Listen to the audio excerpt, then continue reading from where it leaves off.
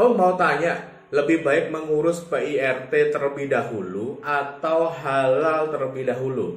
Dan satu lagi, apakah ketika mengurus yang namanya halal itu usahanya harus jalan 1 tahun terlebih dahulu? Baik Om Aljanata Sidik dan kawan-kawan yang lain tentu saja yang sedang mengurus yang namanya PIRT dan juga halal, saya jawab di video ini ya. Jadi begini, berdasarkan peraturan terbaru yang kita tahu tentang izin usaha yang harus di OSS RBA, maka yang namanya izin PIRT itu bisa diurus langsung lewat yang namanya OSS RBA.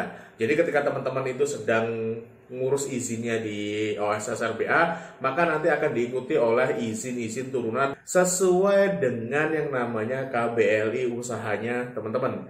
Jika KBL-nya itu memungkinkan untuk butuh yang namanya izin PIRT, termasuk olahan pangan ya, nah itu maka nanti akan diikuti yang namanya pengurusan izin PIRT-nya. Di sana itu kita semacam mendeklar bahwasanya usaha kita itu memang layak dan bisa untuk dapat PIRT. Itu sesuai dengan tingkatan resiko ya. Ada beberapa skema resiko tentu saja di OSS RBA. Tetapi yang paling rendah itu teman-teman bisa mendeklar langsung. Namun setelah mendeklar di sana tentu saja yang namanya PIRT itu harus diurus ke yang namanya Dinas Kesehatan setempat. Jadi teman-teman setelah deklar lewat OSS RBA langsung uruslah ke Dinas Kesehatan setempat untuk dicek dan sebagainya. Mereka ada prosedur ya, saya sudah buatkan videonya di video sebelum ini, silakan ditonton. Nah, jadi memang prosesnya itu ada sekalian di yang namanya OSS RBA. Nah, kalau teman-teman sudah mengurus izinnya terlebih dahulu, waktu itu sudah punya NIB gitu ya, namun belum punya PIRT-nya, maka teman-teman bisa mengajukan lewat dashboard di OSS RBA. Nah, untuk halal ini juga berdasarkan peraturan terbaru yang sekarang itu halal ada di Badan Penyelenggara Halal ya.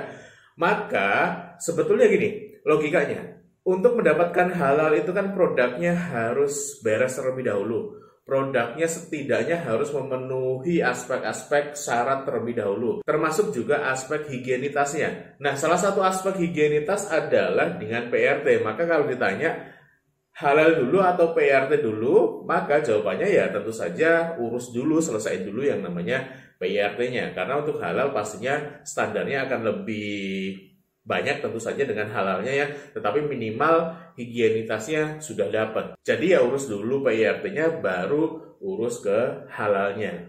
Nah, untuk mengurus halal juga hari ini cenderung mudah, itu semacam self declare juga teman-teman lewat Badan Penyelenggara Halal ya tentu saja. Nah, nanti bagaimana prosesnya next akan saya bikinkan videonya bagaimana tutorial cara mengajukan halal dengan self declare ini. Nah, untuk mendaftarkan ke halal itu usaha tidak harus berusia minimal 1 tahun.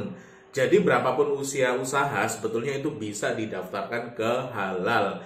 Hanya saja yang perlu teman-teman garis bawahi adalah pastikan usaha tersebut bisa jalan konsisten. Artinya ya jangan sampai nih kita sudah ngurus halalnya, usahanya nanti berhenti. Jadi pastikan usahanya bisa berjalan konsisten, bisa berkesinambungan lah.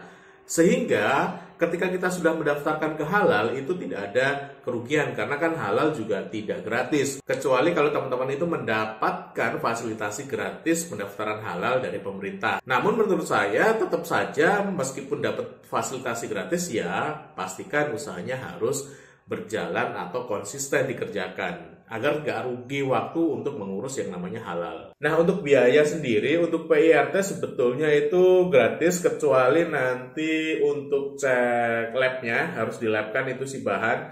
Terus untuk si halal itu kalau untuk UMKM sekitar total itu sekitar 650. Hanya saja itu bisa gratis kalau teman-teman bisa mendapatkan fasilitasi dari pemerintah. Dan jangan khawatir, banyak sekali program pemerintah yang hari ini itu memberikan fasilitasi gratis untuk halal. Nah, ini di aturan yang baru ya. Jadi silakan teman-teman yang sedang mau ngurus PIRT atau halal tentunya urus dulu izin usahanya. Di sana ada langsung self declare untuk PIRT.